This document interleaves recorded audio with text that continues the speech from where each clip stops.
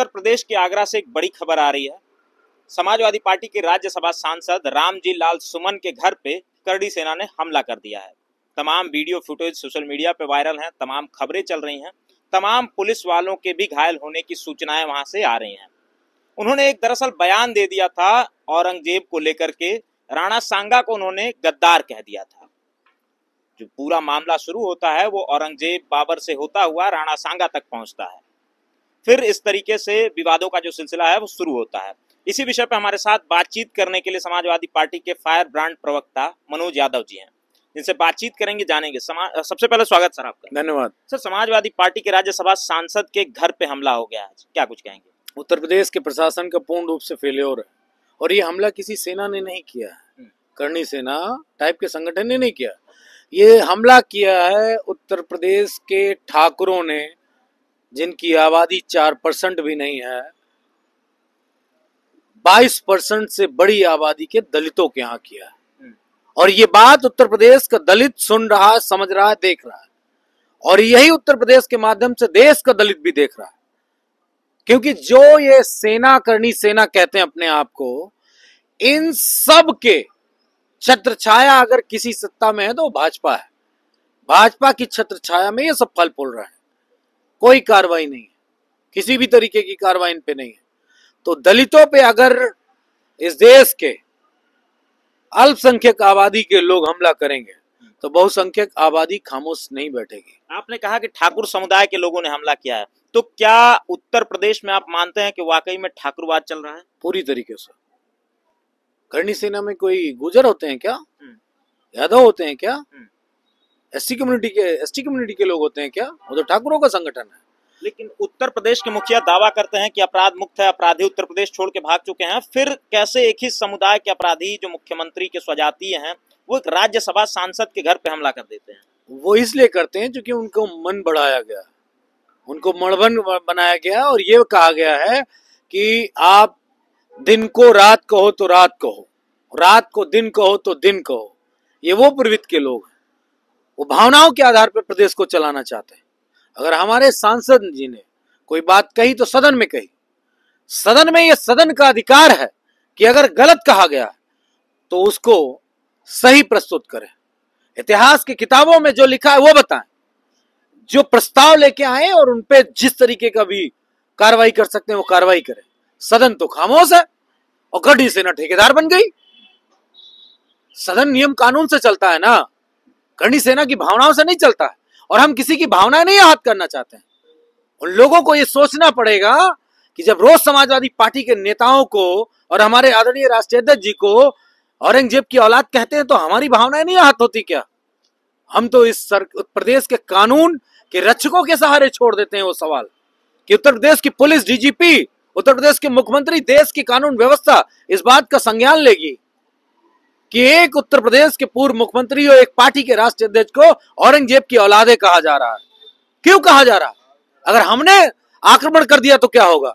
रह पाएंगे ये 4% वाले लोग? रह पाएंगे क्या? इनकी भावनाएं इतनी सस्ती हो गई हैं कि हर एक बात पे हाथ हो जाती हैं? नहीं, सस्ती नहीं है, ये बहुत महंगे लोग हैं। सस्ती हमारी भावनाएं हैं, जो बहुसंख्यक है इस देश का, जिनकी आबादी 80-85% है, उनको सस्ता बना रखा है। और उन लोगों ने जिनके दम के वोट पे इनकी सत्ता पड़ी है, किसके दम पे बनते हैं? 4% ठाकुर या 15% अगड़ों के वोट पे सरकार बना लेते हैं क्या बीजेपी के लोग?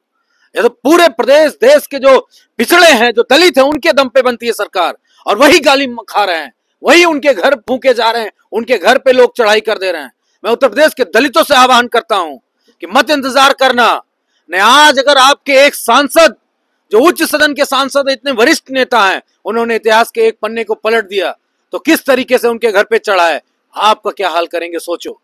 जो एक साधारण दलित है उसका क्या हाल करेंगे? अरे वो तो हजारों साल से शोषण करते आए हैं, क्या क्या नहीं किया उन लोगों ने। किताबें पलट दोगे ना, वही मैं करनी सेना से कहना चाहता हूं कि अगर हमने पन्ने पलट दिए ना तो हमारा खून उबाल मारने लगेगा, तब आपके लिए दिक्कत हो जाएगी। इसलिए इस बात को खत्म करो, नौजवानों को रोजगार दो और इस प्रदेश को डेवलपमेंट की तरफ ले जाओ। करनी सेना अगर ज्यादा भावनाएं आहत हो गई और जिस दिन उत्तर प्रदेश में समाजवादियों की भावनाएं आहत हो गई, जिस दिन हम लोग भाजपाइयों के उस शब्द से जो औरंगजेब की औलाद वाले कहते हैं उससे अगर भावनाएं आहत हो गई तो समझ लेना उनका क्या हश्र होगा। कोई पुलिस प्रशासन उनको नहीं बचा पाएगा। ये बात मैं चेतावनी के तौर पे कह रहा हूं। हम कानून नहीं तोड़ते हैं। अयोध्या में भी कानून इन्हीं लोगों ने तोड़ा था, बात को माफी भी मांगी थी और सजा भी हुई थी। हमने कोई कानून नहीं तोड़ा। इनकी भावनाएं बड़ी आहत होती हैं, बड़े महंगे भावनाओं वाले लोग हैं। तब नहीं आहत हुई थी जब मुगलों से रिश्तेदारी की थी। अच्छा, आगरा के ही एक कोर्ट में अजय प्रताप सिंह ने राज्यसभा सांसद और अखिलेश यादव के खिलाफ मुकदमा दायर किया है। उन्होंने बाबरनामा का हवाला देते हुए कहा है कि बाबरनामा में लिखा हुआ है कि यहाँ बुलाने वाला बाबर को राणा सांगा नहीं बल्कि दौलत खान लोधी था। तो मान सिंह कौन थे? मान सिंह का अकबर से क्या रिश्ता था? ये जो मिर्जा सवाई जयसिंह थे, इनका औरंगजेब से क्या रिश्ता था? या जितने राजा थे उस दौर के, उनका मुगलों से क्या रिश्ता था? ये कौन बताएगा? वो हमारे जिम्मे है क्या? एक पन्ना पलटा तो इतना बिल बिल आ गए, सारे पन्ने पलट देंगे तो फिर तो क्या होगा? तो मेरे ख्याल से जीना ही हराम हो जाएगा। तो ज्यादा इस बात को ना खोदे, नहीं फिर इतिहास के पन्नों में बहुत कुछ बुरा लिखा है और वो शायद मेरे ख्याल से ना वो सुन पाएंगे ना हम कहना ही चाहते हैं, क्योंकि हम किसी की भावनाएं नहीं याद करना चाहते हैं। लेकिन दोबारा याद रखें, हमारे नेता, हमारी पार्टी, हमारी विचारधारा को औरंगजेब की विचारधारा का, तो फिर मुंहतोड़ जवाब मिलेगा। अभी हमारे नेता बड़े सहिष्णु हैं, वो बहुत ही लोगों की कद्र करते हैं, सम्मान करते हैं।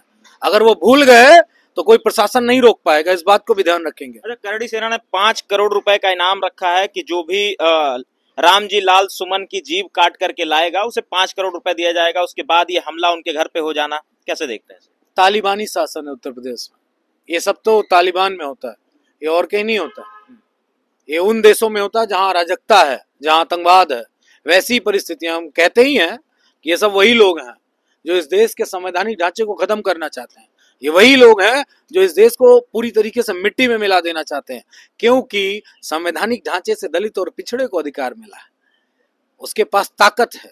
तो ये चाहते हैं वो ताकत खत्म हो और वो सामंतवाद स्थापित हो, जिससे कि ये सब पे हुकूमत कर सके और सबको गुलाम बना सके। लेकिन ऐसा सपना उनका इस मतलब आने वाले कभी भी, कल में कभी भी नहीं पूरा होगा। चाहे आने वाला समय सतयुग का हो, द्वापर का हो और चाहे फिर से कलयुग आ जाए, चलेगा ये देश संविधान से ही। अच्छा, इन तमाम विवादों के बाद अब समाजवादी पार्टी अपना क्या अगला स्टैंड लेगी? क्या ये जो विवाद चल रहे हैं, जो बयानबाजियों का दौर चल रहा है, ये खत्म होगा या ये सिलसिला यूं ही चलता रहेगा? समाजवादी पार्टी 2027 के विधानसभा के चुनाव की तैयारी में लग चुकी है।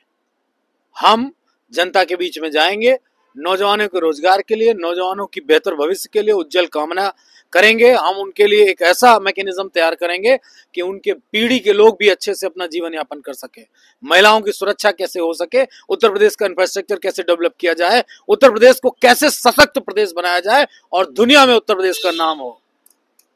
बहुत बहुत धन्यवाद हमसे बातचीत करने के लिए। हमारे साथ समाजवादी पार्टी के फायर ब्रांड प्रवक्ता मनोज यादव जी थे, जिनसे बातचीत हुई। क्योंकि हाल ही में एक बहुत बड़ी खबर आ रही है उत्तर प्रदेश के आगरा से। आगरा में समाजवादी के राज्यसभा सांसद के घर पे करड़ी सेना के लोगों ने हमला कर दिया। हालांकि समाजवादी पार्टी के प्रवक्ता ने इसका खंडन करते हुए कहा कि वो हमला करड़ी सेना ने नहीं बल्कि एक जाति विशेष के लोग, ठाकुरों ने किया है। बाकी आप क्या सोचते हैं वो कमेंट्स के माध्यम से बताइएगा। जल्द मिलते हैं अगली वीडियो के माध्यम से, तब तक के लिए नमस्कार, जोहार।